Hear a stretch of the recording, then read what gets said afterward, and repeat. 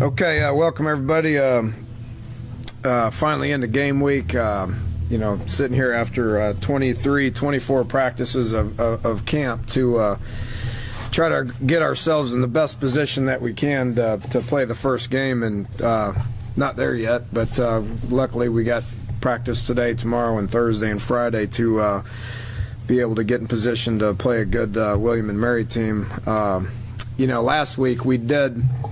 Last week was the first week of school, and it was full of many distractions, and I can't name how many inconveniences that we had to deal with, but luckily we got all that out of the way last week, and this week we can have a real game week, which will get us much more prepared for an actual game than anything. We have not really discussed much about William and Mary up until this point. We will and we did the same thing last year against Marshall, and do the same thing next year against Alabama, but today is when we kind of start prepping for William and Mary, and they bring some different challenges. They play in a great conference that is the best FCS conference out there, in my opinion. They have, shooting the last 10 years, they've beat numerous 1A opponents. They've won national championships. William and Mary is one of those teams that have beaten 1A teams, and much like we dealt with last year with James Madison, you got to be on guard when you're playing a team like that. They're very well coached. Jimmy Laycock's been there for 34 years. I mean, how do you maintain your job for 34 years if you don't know what you're doing? So it is very well coached. His kids will play very, very hard. They're a lot better than how they ended last year. They had some quarterback issues last year with the injuries. They played 3 different guys. Hopefully we're not in that situation this year. But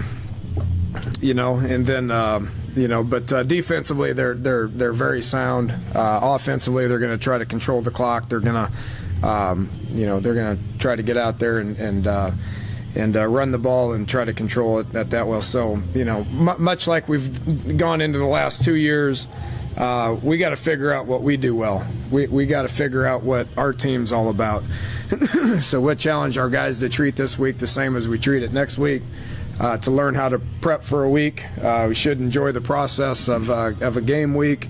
You only get about 12 of them, so you should enjoy the process, which we will enjoy the process this week, and then get out there and look forward to a fun afternoon in Morgantown. So with that said, I'll take some questions. Any further word on your quarterback situation? No, it's the same as it's been. I mean, we said that we're going to rep 2 of them this week. Paul and Clint will get 50% of the reps. We will still keep Ford ready to go. I feel good about being able to have 3 quarterbacks that we feel like can get out there and play ball. If it gets to that, then we'll deal with it. Who's going to start? I don't know. Either Paul or Clint will start, and the other one will play, and potentially all 3 of them will play. So at this point, they've done nothing to warrant not being quarterback here. So I think it's probably going to take some game reps and put those guys in situations where they got to respond in order to really see what they're all about. William and Mary is about 10 minutes from knocking off Maryland in the opener last year. It's safe to say they can't be overlooked here? Yeah, it's just what I just said. I mean, them and everybody else in that conference. I mean, they got, James Madison's in their conference. Villanova's won a national championship. Delaware's won a national championship. They've all beat 1A opponents. Last year it was, they almost beat Maryland. A couple years ago they beat Virginia. James Madison's beat Virginia Tech. Villanova's beat Temple. I mean, it goes on and on. I mean, do we want to be the next on that list? I don't think so. So I think we're going to be able to take these guys pretty serious. We should be excited to play. It doesn't matter who we play. We're tired of practicing against each other. We're tired of going live. We're tired of doing offense, defense, and against each other. It's time to focus on somebody else, regardless who that opponent is. We should be excited to play.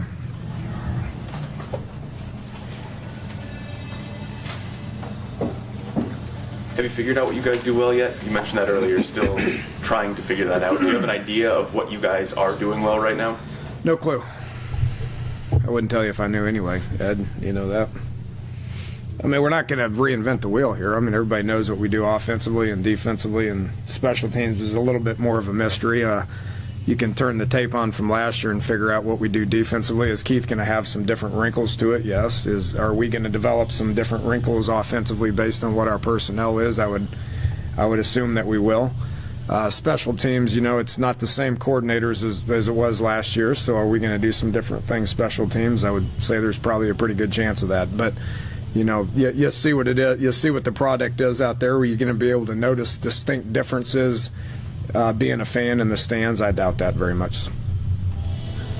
Considering the number of true freshman transfers you have in the 2 deep last week, is it probably a pretty big focus on Saturday to get them involved, get some real-time snaps? Yeah, that's probably a pretty good idea. Not as many freshmen are on there as there was last year. If you remember, what was it, 8 or 10 freshmen that we played last year defensively? I mean, everybody wants to know why we were bad defensively last year. That's probably one pretty good sign, too. We were in the Big 12, which had, 5 of the top 8 offenses in the country. That makes things challenging.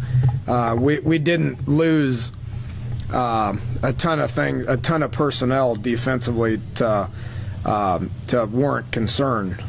We did offensively, so we got a lot of inexperienced guys, whether they're guys that were in the program or whether they were guys that are not in the program. There's not a ton of guys offensively that have taken a lot of college snaps. So yes, that's a concern.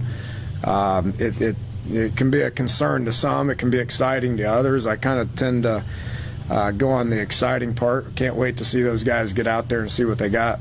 See which guys are going to respond to a game atmosphere, to 65,000 people in the stands, to national TV. Some guys will raise their game, to elevate their game. Some guys will probably get wide-eyed and not do what we want them to do. We have to identify that, and there's only one way that you can identify that. Defensively, I'm excited to see our guys, see how they've developed, which I've seen them up close and personal here for the last 3.5 weeks, and I do think that they've developed. Obviously, you got to show it on Saturday. Coach, with Ivan back after his leave last season, do you see a difference in him personally off the field? Yeah, I've seen some differences in him. I think it matters a lot more to him now. Whatever those issues were that he was dealing with last year, I don't see him dealing with those this year. So is he going to be a difference maker? We'll see on Saturday. Last time we saw anything, we saw Kevin White in a green jersey. Where's he stand? Injury report. All right. Kevin White is questionable. He's got a foot problem. Mario Alford is questionable. He's got a foot problem. Andrew Bowie is redshirting. Let's see here. Shelton Gibson is redshirting. Devontae Henry is redshirting. Shaq Petaway has surgery Friday. Nan is recovering well. What other injuries do we got? I think that's it. Adam Pankey is progressing ahead of schedule. Probably not going to play this week, but he's progressing pretty good. Is there a reason for Andrew Bowie other than he's just going to develop mentally and physically, and we're going to leave it at that. So he's not going to play this year. He's going to redshirt, and I fully expect him ready to roll in the spring. Yeah, the same thing with Shelton. I know he was injured earlier, but is that a similar boat for him? Yeah, set him back a little bit. So same thing with him. I mean, redshirt, all these, I didn't want to play 12, 15 freshmen last year. I think our depth is better than what it was last year. So it's going to enable us to be able to redshirt some guys. Ike McDonald's another guy. Came in late, isn't ready to play. Darian Howard's here now. Doesn't look like he's ready to play, but we have not been able to have one day with him in pads yet. So I don't know where he's at. Malik Greaves is going to redshirt. All these guys, red shirts could get pulled based on depth, based on injuries, based on a lot of other stuff. But Eli Wellman's going to redshirt. Jackie Marcellus is going to redshirt. Stone Underwood, Lazard, Tizino, Lingafelter, all those guys are going to redshirt, which means that the program's in pretty good shape depth-wise. If you can get all those guys to develop for a whole year and not have to burn their year, then you're in pretty good shape, and so that's where we're at right now. Mentioned Darryl Worley, Jeremy Tyler, Marvin Gross, DeKeel Shorts, Wendell Smallwood. Those guys are technically true freshmen that we're anxious to get them out there to play. Is obviously been in that mix too? Or? He's right now playing on redshirting. And how do you handle mentally a kid that led you in rushing the year before and to tell him, doesn't look like you're going to play? How do you? Well, I mean, he had some decisions. I mean, some of these are decisions that he makes as well. I mean, did we force him to? No. And again, I'm looking forward to talking about Charles Sims, Dustin Garrison, Dreamer Smith, and Wendell Smallwood. But with that said, he just felt like it was in the best interest of him and the best interest in the future of our program to save his year. Danny, you mentioned those running backs. Do you have an idea in your head of touches? Like, I think, get Charles this many, Dreamius this many.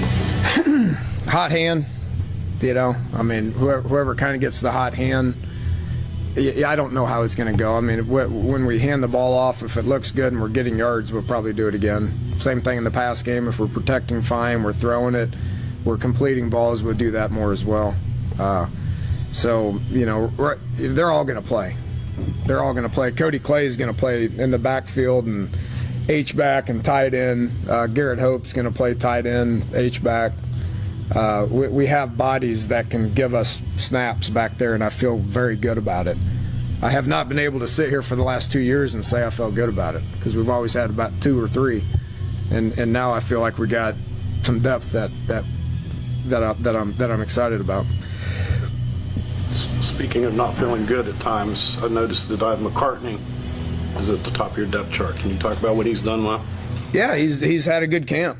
He's been able to maintain relative health, which has always been one of his issues in the past. Has he had some sore limbs over the last 3.5 weeks? Yes. Did it prevent him from practicing? No. And that's different than the way it was the first 2 years that I was here. So. He's doing a good job. KJ Myers has done a phenomenal job. You got guys that haven't been through this before, like Mario, Kevin, Ronald Carswell. They just haven't been through this before. Devontae Mathis, Vernon Davis, they haven't been through this before. DeKeel Shorts has really impressed me. He's just a true freshman, but he's really impressed me. So he's going to be one of the first ones that gets trotted out there. How much they play is going to depend on what I see when they're out there. And again, what are our personnel groupings going to be? I mean, that's kind of one of its game planning, and 2 of it's how they respond once they're out there. So I think there's a lot of questions that are going to be answered on Saturday, and I'm not going to be able to give you those answers until Saturday. With Paul, training camp, you said he was making the best and worst decisions. Have you seen the better decisions, right? Yeah, clearly.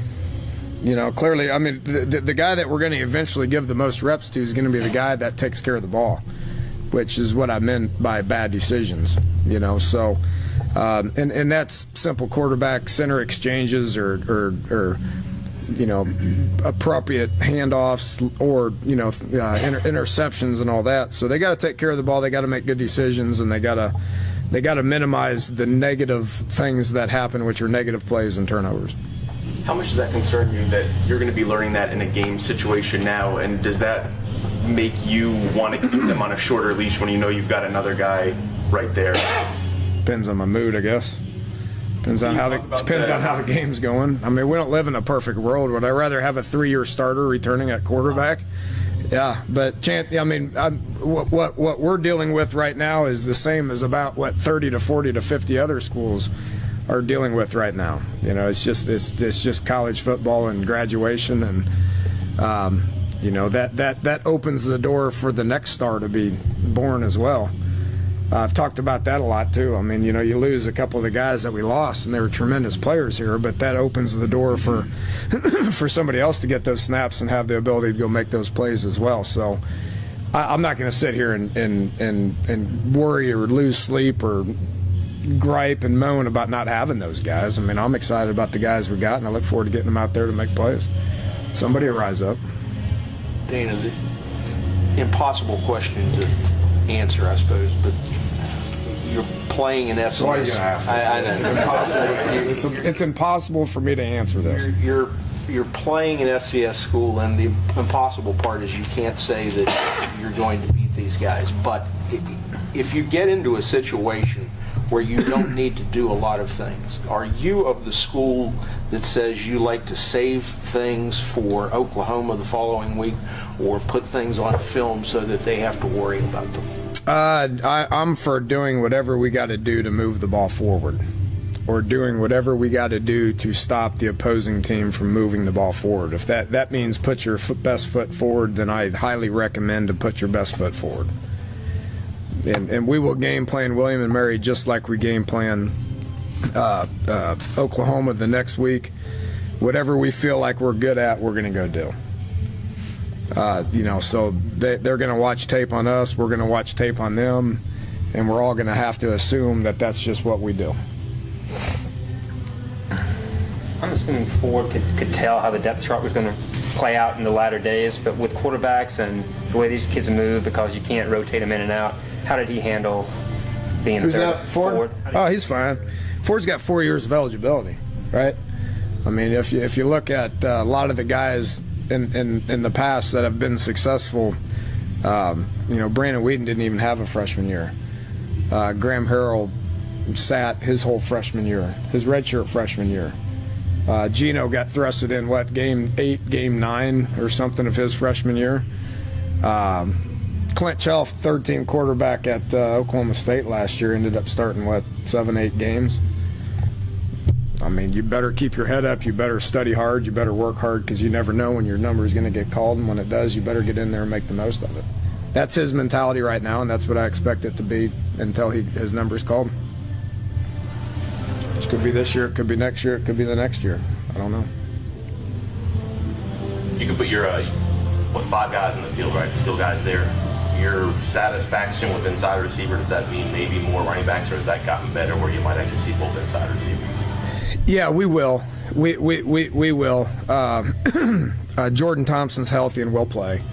Mario's gonna get better and play. Devontae Mathis has impressed me in the last week and a half, so he will play. So we have 4 guys that can go in at inside receiver and play.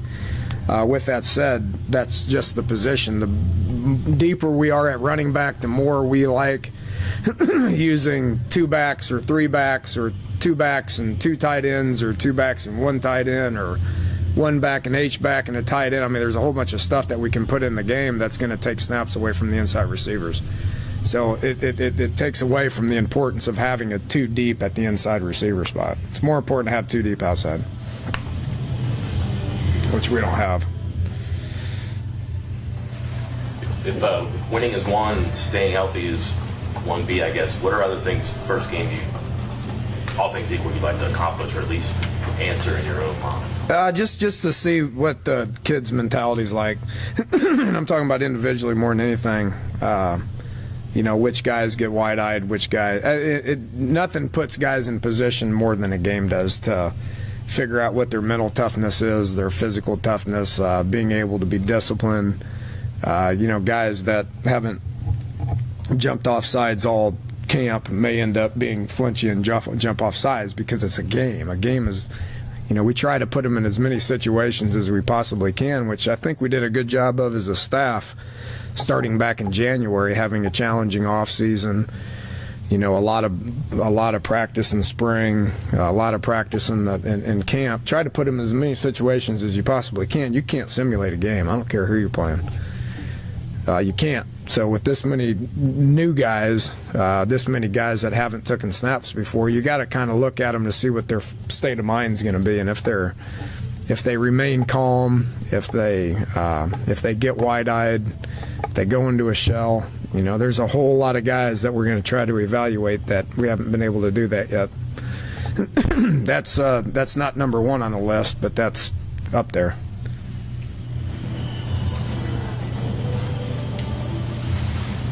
along those lines, there's an idea that you don't know what you have at quarterback until you play in a game, but with what you just said there, you're not going to put a guy there unless you know what he can do. How much, I guess the other part of the conversation we've missed, how much do you know about a quarterback by the time that you do run out there Saturday? Well, and that's the one thing that's probably the only reason why we reduced Ford's reps is because he hasn't taken a snap in college, and Clint has played in 3 high-profile games. Paul's been put in there on several different occasions and at least took snaps in college, right? So I mean, he's been there before. None of which is going to be the same as running out there as the starting quarterback, which Clint has done on a couple of different occasions. But because those guys have taken the snaps, that's probably was the reason why we reduce it to them 2. And with that said, I mean we're gonna monitor what Ford's state of mind is in the in the warm-ups, and hopefully we get a chance to play all 3 of them. All right, appreciate it, guys.